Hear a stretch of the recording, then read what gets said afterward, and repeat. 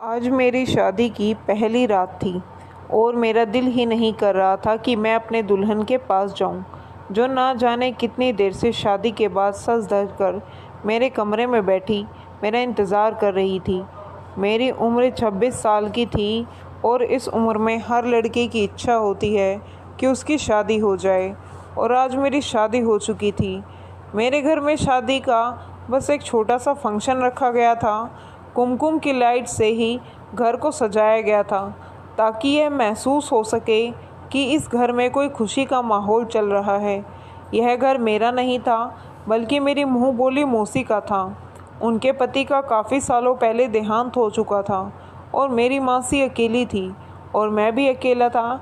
इसलिए मासी ने मुझे कहा, तुम मेरे बेटे बनकर रहो। मेरा कोई बेटा नहीं है।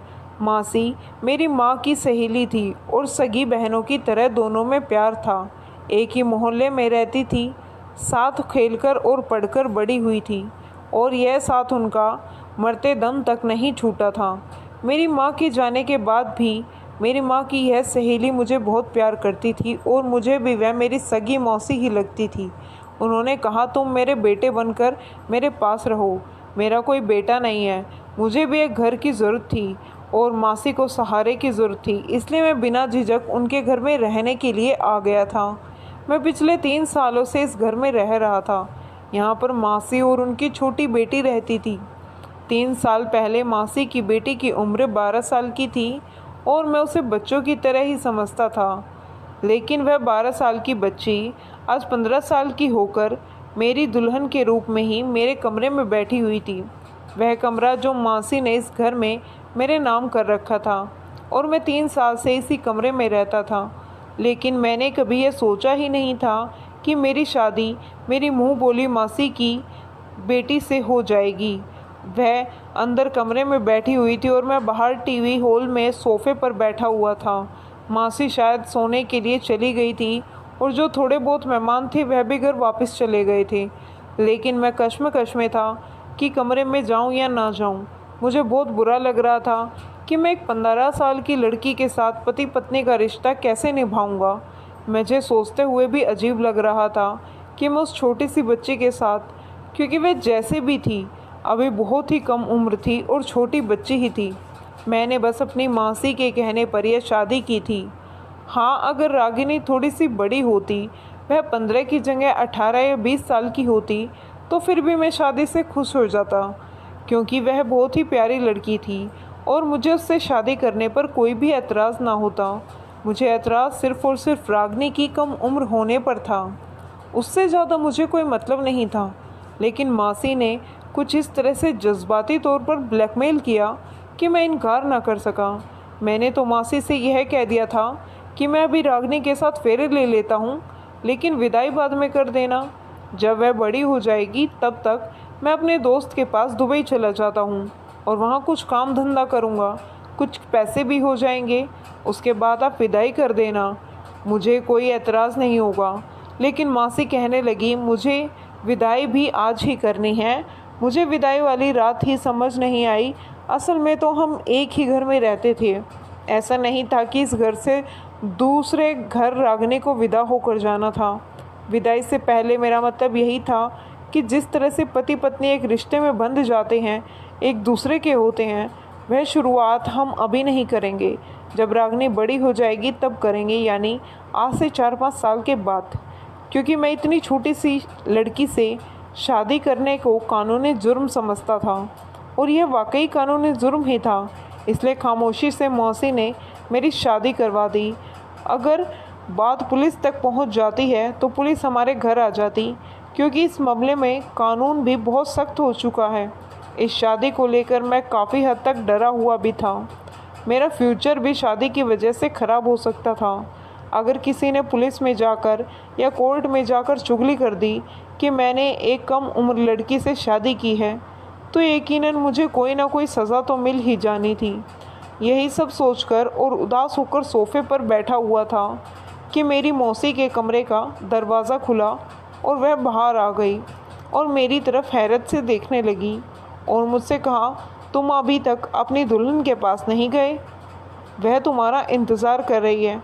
मौसी के मुंह से यह सब बातें सुनकर मुझे ना जाने क्यों अजीब सा लगा था। मैं अपने दिमाग में सवालों का जवाब सोच रहा था कि मासी को क्या जवाब दूं। मैं उनसे क्या कहता कि मैं दुल्हन के पास नहीं जाना चाहता। यह कहकर मैं मौसी से नज़रें चुरा लिया। अगर वह वाकई में दुल्हन बनने के काबिल होती हैं तो मुझे जाने में कोई एतराज़ नहीं था, लेकिन वह तो एक छोटी सी 15 साल की बच्ची थी और उसकी उम्र तो गुड़ियों से खेलने की थी। मैंने कहा कि मेरी तबीयत ठीक नहीं है, तो मौसी ने कहा कोई बहाना नहीं चलेगा, तुम्हें अपनी दुल्हन के पास जाना ही होगा। मैं बड़े अरमानों से अपनी बेटी की शादी तुमसे की है, अब इस तरह से तुम मेरी बेटी को धुतकारना नहीं सकते हो। मासी की बात पर मैं हैरान हो गया। यह धुतकारने वाली बात कहाँ से आ गई? वह शायद बात समझते हुए भी नहीं समझ पा रही थी। मजबूरन मुझसे वहाँ से उठना पड़ा और रागिनी के पास जाना पड़ा। जैसे ही मैंने कमरे का दरवाज़ा खोला तो देखा रागिनी पूरे दुल्हन के रूप में तैयार होकर सर झुकाए बैठी है। मुझे ना जाने क्यों रागिनी को देखकर बहुत ही दुख हुआ था। वह छोटी सी बच्ची थी और मासी की ज़िद की वजह से हम दोनों इस बेजोड़ रिश्ते में बंध गए थे। मैंने फैसला कर लिया था कि मैं उसके साथ कुछ भी गलत नहीं करूँगा। जब तक कि वह 18 साल की नहीं हो जाती, मैं उसके साथ कोई भी रिश्ता नहीं बनाऊँगा। मैं उसके करीब जाकर खड़ा हो गया, लेकिन बैठा नहीं था। मैंने उससे कोई बात नहीं की। वह सर झुकाए बैठी थी। वह इस समय इतनी हसीन लग रही थी कि मैं उसके हुस्न को शब्दों में बयां नहीं कर सकता था।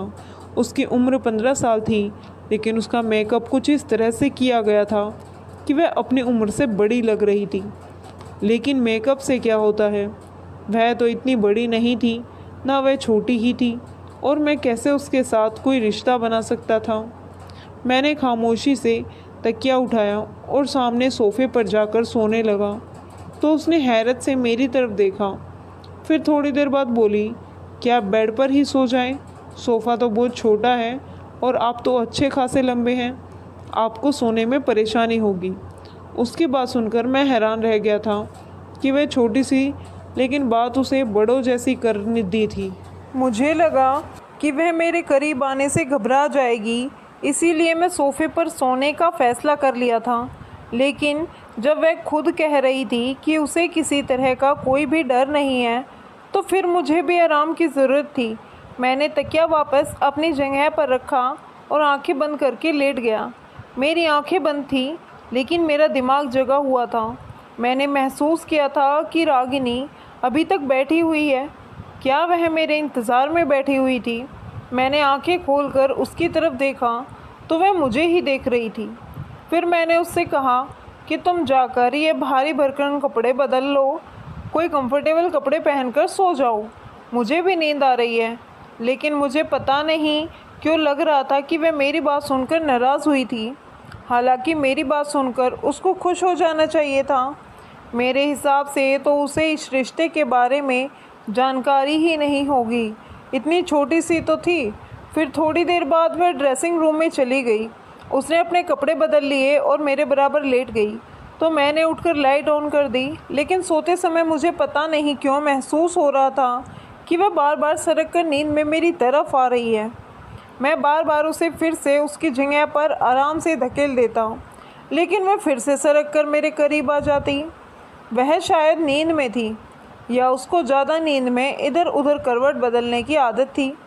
वह तो नींद में यह हरकत कर रही थी, लेकिन मैं तो जाग रहा था। सिर्फ मैं ही नहीं जाग रहा था, उसकी यह हरकत मेरे जज्बातों को भी जगा रही थी।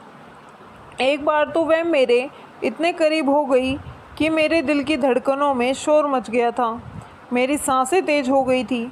मेरे सामने एक लड़की थी, वह भी मेरी पत्नी थी, और मैं उस पर पूरा हक रखता था कि इतनी छोटी सी बच्ची के साथ मैं इस तरह का रिश्ता बनाऊं, और यह कानूनी जुर्म भी था। कल को अगर पुलिस को इस शादी की खबर हो जाती तो रागिनी के मेडिकल चेकअप के बाद मुझे कोई ना कोई सज़ा ज़रूर होनी थी, क्योंकि साबित हो जाता कि बेशक मैंने सिर्फ उससे शादी ही नहीं की, बल्कि उसके साथ पति पत्नी वाला रिश्ता भी कायम किया है। और मैं सही सोच रहा था, इसीलिए मैंने बेहतर यही समझा कि मैं उससे दूर ही रहूं। इसीलिए मैंने रागिनी को खुद से अलग किया और दूसरी तरफ करवट बदल लिया। सारी रात मैं बेचैन ही रहा। सुबह जब मेरी आँख खुली तो बहुत ही देर से खुली थी। मैंने देखा रागिनी अभी तक सो ही रही है। मैं आराम से उठकर खड़ा हुआ और घर से बाहर निकल गया और सारा दिन बेचैन ही रहा। मैं नौकरी की तलाश में था कि मुझे जल्दी से कोई नौकरी मिल जाए, लेकिन मुझे बहुत बेचैनी हो रही थी रागिनी को लेकर। मैं कैसे उसके साथ इतने साल एक ही कमरे में गुजार सकता हूँ। मैंने सोचा कि मैं रागिनी की माँ से बोलूँगा कि हमारा कमरा अलग अलग कर दें जब तक कि वह 18 साल की नहीं होती। रागिनी एक ऊंचे लंबे कद की लड़की थी और बेहद खूबसूरत थी। वह 15 साल की लड़की नहीं लगती थी, 17 साल की लगती थी। खूबसूरत इतनी थी कि किसी गुड़िया की तरह लगती थी, लेकिन मैं तो उसे हमेशा बच्चों की तरह ही समझता था। मैं ज़्यादा रागिनी से बातचीत नहीं किया करता था। मैं 3 साल से इस घर में ऐसे रह रहा था जैसे मैं इस घर में मौजूद ही ना हूँ। मैं सारा दिन लगभग घर से बाहर ही रहता था और सिर्फ खाने और सोने के लिए ही घर आता था, या फिर माँ से कोई काम देती तो उनके लिए सौदा वगैरह लाने के लिए घर आ जाता था, या बिजली का बिल जमा करना होता या फिर गैस भरवानी होती तो ऐसे ही छोटे मोटे कामों के लिए मासी मुझे ही बुलाया करती थी और मैं उस समय घर आ जाया करता था। मैं बिना मतलब घर पर बैठने वाले लड़कों में से नहीं था। नौकरी की तलाश में घर से बाहर निकलता था। मुझे नौकरी तो नहीं मिलती थी, लेकिन कुछ ना कुछ काम ज़रूर करता था ताकि कुछ पैसे हाथ आ सकें। मासी के घर मेरी ज़िंदगी बहुत ही आराम से गुजर रही थी। एक दिन मासी ने मुझसे ऐसी ज़िद कर दी कि मैं ख्याल भी नहीं कर सकता था। मासी की तबीयत तो थोड़ी ख़राब हुई थी, तो उन्होंने मुझे बुलाया और कहा कि मेरी ज़िंदगी का कोई भरोसा नहीं है, मैं चाहती हूँ कि तुम मेरी बेटी से शादी कर लो। मासी की इस बात पर मैं हैरत से डूब गया था, क्योंकि उनकी बेटी रागिनी सिर्फ 15 साल की थी और मैं कैसे छोटी बच्ची से शादी कर सकता था। मेरी उम्र इस समय 26 साल की थी और वह मुझसे पूरे 11 साल छोटी थी। लेकिन मासी ने तो जैसे उसको बहुत ही बड़ी समस्या बना लिया और रोना शुरू कर दिया। काफ़ी दिन तक मुझे जज्बाती तौर पर ब्लैकमेल करती रही। मना करते हुए भी मुझे बुरा महसूस हो रहा था, क्योंकि मैं 3 साल से मौसी के घर में पल रहा था, खा पी रहा था और मुझे रहने के लिए छत भी मिली हुई थी। यहाँ किसी भी तरह की कोई तकलीफ़ ना थी। मासी के अलावा मेरे पास मेरे मामा का घर था और वहाँ मुझे दिन रात बेइज्जत किया जाता रहा था। हर समय मेरी इंसल्ट की जाती थी। मुझे निकम्मा नकारा कहकर हर समय मेरा दिल जलाया जाता था। उसके उल्ट मैं यह सुकून से रह रहा था। मैं इसी कोशिश में लगा हुआ था कि कुछ ना कुछ कारोबार शुरू कर लूं, और जब तक मेरे पास कारोबार शुरू करने के लिए अच्छा खासा पैसा नहीं आ जाता तो तब तक मैं मासी के घर पर ही रहूं। और जो पैसे मैं थोड़े बहुत ऑनलाइन कामों से कमा रहा था और कोचिंग से कमा रहा था, उसको मैं अपने पास सुरक्षित रखना चाहता था, ताकि ज़्यादा पैसा जमा हो सके तो मैं अपना कोई कारोबार शुरू कर सकूं और उसके बाद अपना कोई छोटा मोटा घर ले लूं, नहीं तो किराए का घर ही ले लूं, लेकिन अपने रहने का इंतज़ाम ही कर लूं। लेकिन मैं इतनी जल्दी खर्चा नहीं कर सकता था। मैं तो खाने पीने की चीज़ों में भी खर्चा नहीं करता था। खाना पीना भी मेरी मौसी के ऊपर था। अपने खाने पीने का खर्चा तो मैं कमा ही लेता था, लेकिन मैं उसको भी संभाल कर रखा जा रहा था। यह मेरी मासी ही थी जिसने मुझे सहारा दिया, मुझे कभी निकम्मा होने का ताना नहीं दिया और मुझे बगैर दिल दुखाए अपने पास रखा। मामा के घर में मुझे खाना तो मिलता था, लेकिन यह खाना खाने के लिए मुझे 100 बातें और सुनानी पड़ती थी। लेकिन अब मासी ने मेरे सामने ऐसी बात रखी थी जिसे मैं ना स्वीकार कर पा रहा था और ना ही इनकार कर पा रहा था। मासी की मुझ पर इतने एहसान थे कि मैं उन्हें इनकार ही नहीं कर सकता था, लेकिन यह मामला इतना नाजुक था कि मैं हाँ भी नहीं कर पा रहा था। अगर मैं इनकार कर देता तो यकीनन मासी का दिल टूट जाता। वैसे ही वह अभी इतनी बड़ी बीमारी से लड़ रही थी। उनके हार्ट में प्रॉब्लम हो गई थी। डॉक्टर ने उन्हें कोई भी सदमा देने के लिए मना किया था और मैं उन्हें कोई सदमा नहीं देना चाहता था। अगर मेरी वजह से मासी को कुछ हो जाता तो मैं ज़िंदगी भर खुद को माफ़ नहीं कर पाता। दूसरा, मेरी इस बात से मासी का दिल दुख सकता था। वह मुझे इस घर में निकाल भी सकती थी, या फिर शायद वह मुझे अपने घर में रख भी लेती, लेकिन मैं उनसे नज़रें नहीं मिलाने के काबिल ना रहता। बहुत सोचने के बाद मैं उनकी बेटी से शादी करने की बात मान लिया, लेकिन मेरी शर्त यह थी कि विदाई 5 साल के बाद की जाए। लेकिन मासी की बात सुनकर तो मेरे सिर पर धमाका हुआ जब उन्होंने कहा कि उन्हें विदाई भी साथ ही करनी है। मैंने कहा, ऐसी भी कैसी मुसीबत नहीं आई है कि जल्दी विदाई हो। मैं कहीं भागा नहीं जा रहा, और भगवान की कृपा से आप अब बिल्कुल ठीक हैं, आपको कुछ नहीं होगा। तो मासी ने कहा, कुछ भरोसा नहीं है कि कल को तुम्हें कोई और लड़की पसंद आ जाए और तुम मेरी बेटी को छोड़ दो और दूसरी लड़की के पीछे लग जाओ, क्योंकि अब तुम भी जवान खून हो। कोई भी लड़की तुमको अपनी मोहब्बत की जाल में फंसा सकती है, और फिर तो मेरी बेटी की ज़िंदगी बर्बाद ही हो जाएगी। तुम सोचोगे कि एक शादी ही तो है, तुम्हारे बीच कोई पति पत्नी वाला रिश्ता नहीं है, और ना बच्चों की डोर है जो तुम्हें बांध कर रखेगी। इस रिश्ते को ख़त्म करना तुम्हारे लिए आसान है, इसलिए मैं चाहती हूँ कि तुम्हारी विदाई भी हो जाए और तुम दोनों पति पत्नी की तरह रहने लग जाओ। मासी ने तो हर तरफ से मेरा रास्ता ही बंद कर दिया था। उनकी बात भी अपनी जगह सही थी, बल्कि अगर मैं कहूँ कि उनका डर अपनी जगह सही था, कि हर माँ को यह डर होता है कि उसकी बेटी का क्या फ्यूचर होगा। और रागनी छोटी थी, और मुमकिन था कि मैं किसी और की मोहब्बत में गिरफ़्तार होकर किसी और से शादी कर भी सकता था, क्योंकि मुझे आए दिन काम के सिलसिले में लड़कियों का सामना करना पड़ जाता था। ऑनलाइन भी मेरी काफ़ी स्टूडेंट सी लड़कियां थीं जिसे मेरी अच्छी खासी दोस्ती थी। हो सकता था कि मैं उनमें से कोई मुझे अच्छी लग जाए और मेरा इरादा बदल जाता। बहुत ज़्यादा सोचने के बाद मैं रागनी से शादी की हामी भर ली थी और विदाई के लिए भी तैयार हो गया था, क्योंकि मेरे पास अभी फ़िलहाल रहने की कोई जगह नहीं थी। जितने पैसे मैं जमा कर चुका था वह घर लेने के लिए काफ़ी नहीं थे, और अगर घर ले भी लेता तो फिर खाना पीना कहाँ से होता। सारी बातों को ध्यान में रखते हुए मैंने रागनी से शादी में भी भलाई समझी और इसी को अपनी किस्मत समझ लिया। सोचा सब कुछ साल इंतज़ार करता हूँ, वह बड़ी हो जाएगी, उसके बाद ही मैं उसके साथ कोई रिश्ता रखूँगा। सब ठीक है, ज़िंदगी अच्छी गुजर जाएगी रागनी के साथ। या फिर यह भी हो सकता है कि बड़ी होकर रागनी का दिमाग बदल जाए और वह खुद ही शादी के लिए इनकार कर दे, क्योंकि मैं उसे पूरे 11 साल बड़ा था। अगर वह ऐसा करती तो मेरे लिए आसानी हो जाती और मेरा रास्ता भी साफ हो जाता। लेकिन रागनी की हरकतें तो मुझे कुछ और ही बता दे रही थी। वह इतनी भी छोटी नहीं थी जितनी छोटी मैं उसे समझ रहा था।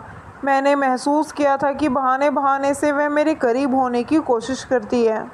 फिर मुझे लगा कि यह शायद मासी की पढ़ाई हुई है, कि उन्होंने ही रागनी को यह समझाया होगा कि किसी तरह वह मुझसे पति पत्नी वाला रिश्ता बना ले, ताकि जल्द ही रागनी उम्मीद से हो जाए और हम दोनों एक मजबूत डोर से बंध जाएं। मुझे मासी की इस सोच पर अफसोस हो रहा था। उन्हें अपने बच्चे की सेहत की चिंता नहीं थी, बस उसका फ्यूचर सुरक्षित करना था। मैं कोई भागा तो नहीं जा रहा था, लेकिन कुछ समय बाद मेरा यह ख्याल भी गलत साबित हो गया कि मासी की पढ़ाई हुई है। मैंने महसूस किया कि रागनी तो खुद इस टाइप की है कि उसका दिमाग वक्त से पहले ही बड़ा हो गया है। वह हर समय सोशल मीडिया का इस्तेमाल करती है, और शायद उसे इस रिश्ते के बारे में सब कुछ मालूम था और उसके अंदर जज्बात पैदा हो गया था, और मैं उसका पति था, इसलिए वह सोच रही थी कि जल्द से जल्द मैं उसके करीब आ जाऊं।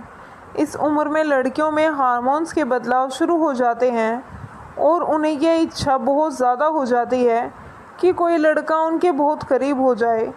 यह उम्र लड़कियों की बहुत ही नाजुक उम्र होती है। कहते हैं इस उम्र में लड़कियों को माँ बाप की केयर बहुत ज़्यादा ज़रूरत होती है। अगर ऐसे में उनके ऊपर ध्यान न दिया जाए तो वह अपनी राह से भटक जाती हैं, और रागनी भी उसी उम्र से गुज़र रही थी। उसके अंदर बदलते हार्मोन्स उसे तंग कर रहे थे। शायद रागनी को यह इच्छा थी कि मैं उसके करीब जाऊं और एक रिश्ता कायम करूं, और इसीलिए वह बेधड़क मेरे सामने आ जाती थी। रात में हम एक ही बेड पर सोते थे तो वह मेरे करीब आ जाती, अच्छे से तैयार होकर और मुझे अपनी तरफ खींचने की कोशिश करती थी। वह अभी 10वीं कक्षा में थी। जब उसे स्कूल छोड़ने जाता तो वह मेरी बाइक पर मुझसे चिपक कर बैठने की कोशिश करती थी। मैं उसे कहता, पीछे हटकर बैठो। तुम कुछ देर के लिए पीछे हो जाती है और फिर दोबारा से फिर मेरे करीब हो जाती। मेरे दिल की धड़कनों में तूफ़ान ही मच जाता था, लेकिन मैं खुद पर कंट्रोल करता था। मुझे उसकी हरकतों पर गुस्सा आने लगा। कानूनी तौर पर भी मैं कुछ डरा हुआ था कि कहीं मैं पकड़ा न जाऊं। यह कानून जुर्म है और अगर किसी ने मेरी चुगली कर दी तो मैं जेल की सलाखों के पीछे भी जा सकता हूं। कुछ दिनों से मैंने देखा रागिनी की दिमागी हालत दिन ब दिन अब ख़राब होती जा रही है। उसे इस बात की परेशानी थी कि मैं उसके करीब नहीं जा रहा हूँ, लेकिन एक दिन मेरी बर्दाश्त की हद ख़त्म हो गई जब उसने खुद ही मेरे बहुत ज़्यादा करीब आने की कोशिश की। शायद उसको खुद पर काबू नहीं रहा था और वह मेरे सीने से लग गई। मेरे शरीर में भी जैसे आग लग चुकी थी, लेकिन मुझे रागिनी की हरकत बिल्कुल भी पसंद नहीं आई थी। गुस्से के मारे मेरा बुरा हाल था और इसी गुस्से में मैंने उसे झटक दिया तो वह रोने लगी। बोली, मैं आपकी पत्नी हूँ, आप मुझसे दूर क्यों रहते हैं? मैंने उससे कहा, पहले अपनी उम्र देखो फिर ऐसी बात करो। मेरे गुस्से के मारे बहुत बुरा हाल था। मैंने उसको बहुत ज़्यादा डांट दिया था। ना जाने कितनी बुरी बात सुनाई और घर छोड़कर चला गया। 2 दिन तक घर से बाहर ही रहा और अपना मोबाइल भी बंद कर दिया। और यह 2 दिन मैं अपने दोस्तों के घर पर रहा। मैं दिमागी तौर पर बहुत ज़्यादा परेशान था। घर वापस आया तो मासी बहुत परेशान थी। उन्होंने कहा कि मुझे पता था तुम मेरी बेटी को छोड़कर चले जाओगे। यही डर था मुझे। मैंने देखा कि रागिनी का रंग पीला पड़ा हुआ है और उसकी तबीयत भी ठीक नहीं लग रही है। शायद वह मेरे घर छोड़कर जाने की वजह से बहुत ही परेशान थी। मुझे पहली बार अपनी गलती का एहसास हुआ था। मैं मासी से बहाना कर दिया कि मैं 2 दिन के लिए शहर से बाहर गया था। मुझे रागिनी कुछ चुपचाप सी लग रही थी। मुझे खुद पर अफसोस होने लगा। मुझे उससे ऐसा व्यवहार नहीं करना चाहिए था। वह बच्ची है, अभी बहुत ही नाजुक उम्र से गुज़र रही है और उसे अभी प्यार से समझाना चाहिए, गुस्से से नहीं। मैं कमरे में गया तो रागिनी अपना तकिया उठाकर सोफ़े पर जाने लगी, क्योंकि उस दिन मैंने उसे गुस्से में बहुत कुछ सुना दिया था। उस दिन मैंने गुस्से में ये भी कह दिया था कि तुम आज के बाद मेरे साथ बेड पर नहीं सोओगी, वरना मैं कमरे से बाहर निकल जाऊंगा। मुझे अपनी बात ही याद आई तो मैंने रागिनी को पुकारा। मेरे पुकारने पर वह एकदम से डर गई थी। कहने लगी, प्लीज़ कमरे से बाहर मत जाइएगा, मैं सोफ़े पर ही सो जाया करूँगी। उसकी बात सुनकर मैं शर्मिंदा हुआ था। मैंने गहरी सांस भरी और उठकर रागिनी के पास आया, उसका हाथ थामा और उसे बेड पर बैठा दिया। आई एम सॉरी, मैं गुस्से में तुमसे बहुत कुछ गलत बोल गया। मेरी ज़रा सी नरमी पाकर वह रोने लगी। रोते हुए मेरे साथ लग गई। मैं उसे चाहकर भी खुद से पीछे नहीं कर पाया था, बल्कि उसे और अपने साथ लगा लिया। वह सिसकियों से रो रही थी और कहने लगी, मुझे पता है कि मैं आपको बहुत बुरी लगती हूँ। मम्मी के बावजूद करने के अपने मुझसे शादी की है। उसकी बात सुनकर मैं उसका चेहरा ऊपर किया और मैंने कहा, तुम मुझे नहीं लगती बल्कि अच्छी लगने लगी हो। अब तुमसे दूर रहना मुझे मुश्किल लगने लगा है और तुम्हारे पास मैं आ नहीं सकता क्योंकि तुम बहुत कम उम्र हो। मैं तुम्हें इतनी कम उम्र में किसी मुसीबत में नहीं डालना चाहता। तृप्ति, मैंने आज उसे अपना हर डर बता दिया था। मुझे लगा यह सुनकर उसे सुकून हो जाएगा, लेकिन वह तो और भी ज़्यादा परेशान हो गई थी और किसी गहरी सोच में डूब गई थी। समय कुछ और आगे को बढ़ा तो रागिनी का पेट फूलने लगा। उसकी रंगत भी पीली पड़ने लगी। मासी भी उन दिनों कुछ चुप सी थी, काफ़ी बीमार भी रहने लगी थी। मैं मासी से रागिनी के बारे में कहा कि उसे डॉक्टर के पास ले जाएं, तो मासी कहने लगी, मैं उसे डॉक्टर के पास ले गई थी, उसे दवा दे रही हूँ, ठीक हो जाएगी। मासी की तबीयत बहुत ज़्यादा बिगड़ गई। उनके सीने में फिर से तेज़ दर्द उठा था। मैं जब तक उन्हें अस्पताल लेकर गया वह दम तोड़ चुकी थी। यह सदमा रागिनी के लिए भी बहुत बड़ा था। उस समय मैंने ही उसे संभाला था, लेकिन अब मैंने महसूस किया कि उसका पेट बहुत ज़्यादा बड़ा होने लगा था। मैं उसे डॉक्टर के पास लेकर गया। डॉक्टर ने अल्ट्रासाउंड किया और जो कुछ मुझे बताया मेरे होश उड़ गए। डॉक्टर कहने लगे कि आपकी पत्नी 5 महीने की प्रेग्नेंट है। यह सुनकर तो मेरा दिमाग घूम कर रह गया था। मैं जिसे बच्ची समझ रहा था और उसे बच्ची समझकर उसके पास नहीं जाता था, वह कम उम्र में ही यह गुल खिला बैठी थी और अपना गुनाह छुपाने के लिए मुझसे शादी की थी।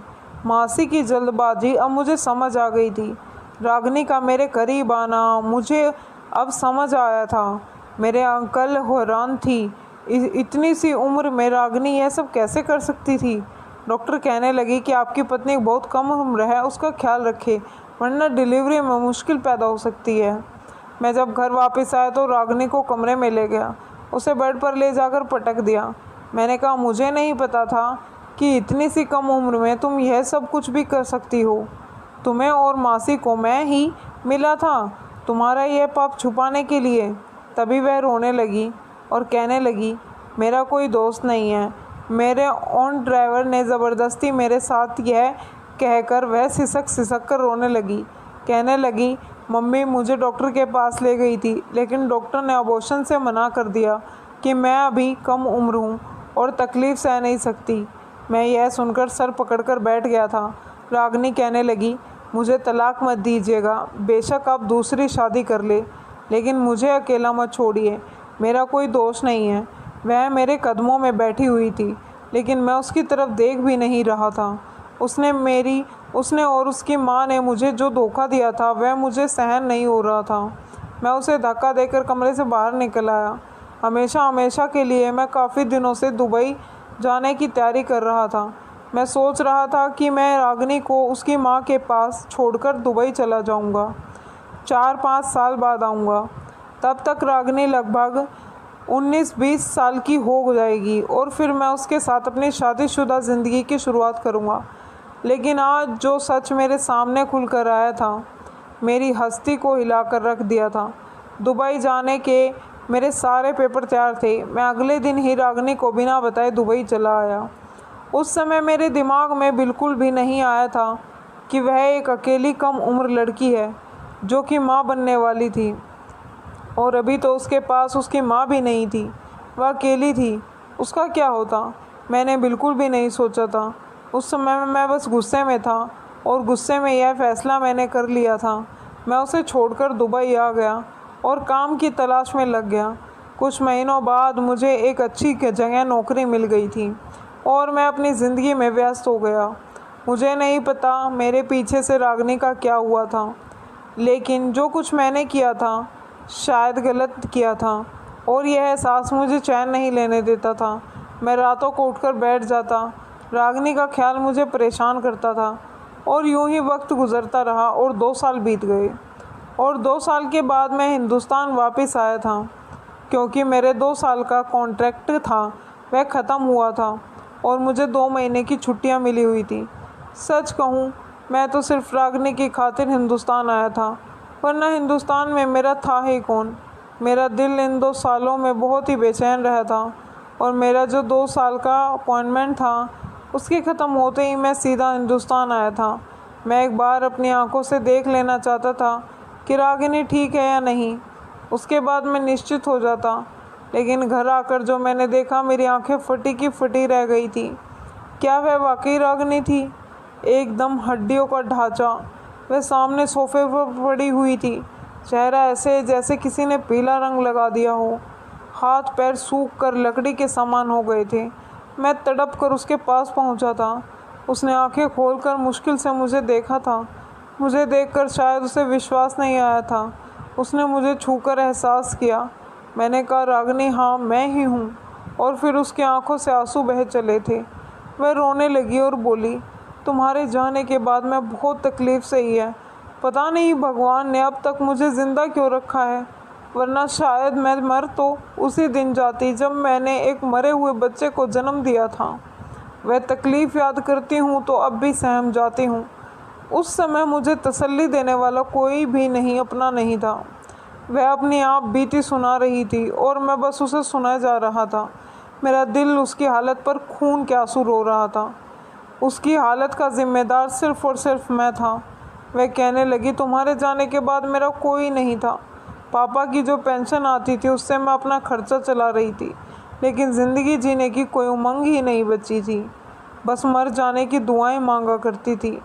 मैं तुम्हें इस बात का कसूरवार नहीं ठहराती, क्योंकि तुम्हारे साथ भी धोखा ही हुआ था, लेकिन शायद गलती इसमें मेरी भी ही थी। जो कुछ हुआ मेरे साथ हुआ, वह ज़बरदस्ती किया गया था। मैं उसे बाहों में उठाकर अस्पताल लेकर भागा था। उसके सारे चेकअप होने के बाद पता चला कि उसे टीबी हो गया था। मैं उसे अपने साथ दुबई ले आया और वहीं उसका इलाज करवाने लगा। पूरा 1 साल लगा था उसे बिल्कुल ही ठीक होने में। मैंने उसे हाथ जोड़कर माफ़ी मांग ली थी। मैंने कहा, मुझे माफ़ कर दो। जो कुछ किया मैंने गुस्से में कदम उठाया था। मुझे ऐसा नहीं करना चाहिए था। रागिनी का दिल वाकई बहुत बड़ा था। उसने मुझे माफ़ कर दिया। उस दिन मैंने रागिनी को सच्चे दिल से अपनी बाहों में भरा था। उसे अपनी पत्नी स्वीकार किया था। हमने अपनी ज़िंदगी की नई शुरुआत की थी। तो दोस्तों, ये थी हमारी स्टोरी। आपको कैसी लगी हो?